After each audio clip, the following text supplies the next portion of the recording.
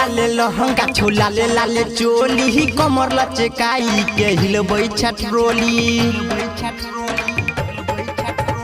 लाले लाले लहंगा छो लाले लाले चोली कमर लचकाई के हिलबै छटरोली एम्हर ओम्हर कनखी मारै छै बोलना की विचार छो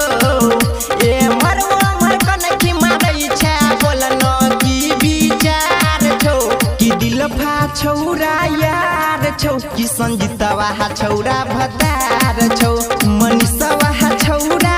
यार छौ कि सुधीरवा छौरा भतार छौ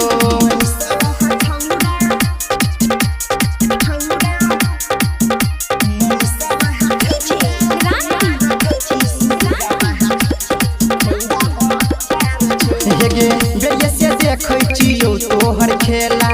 छोरा सबके बीच में करै छ झमेला तोरे लहै छै गाँव घर में गेहाला तोहर जवानी किछो धर्मशाला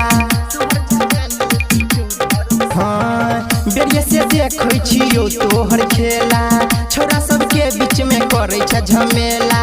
गाँव घर में होइ छै तोरे लगे हाला तोहर जवानी किछो धर्मशाला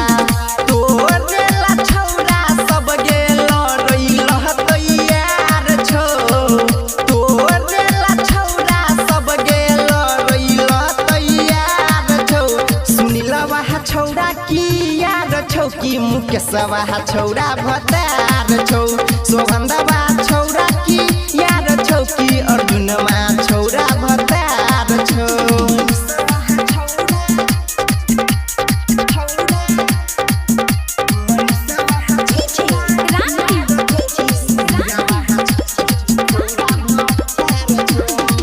कहे गे छौरी करै छै तू रगरा छौरा बुढ़वा बीच में होइ छै गे झगड़ा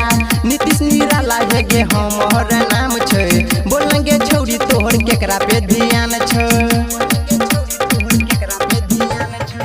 कहे गे छौरी करै छै तू रगड़ा छौरा बुढ़वा बीच में होइ छै गे झगड़ा नीतीश निराला हमर नाम छै बोलेंगे छौरी तोहर केकरा पे ध्यान छै डीजे क्रांति ऋतिक पे तोहर की विचार छो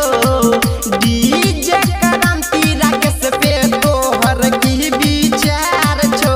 निर्मलवा छौरा की यार छौ की कृष्णा छौरा भतार छौ रामकुमार छौरा की यार छौ की रामनंद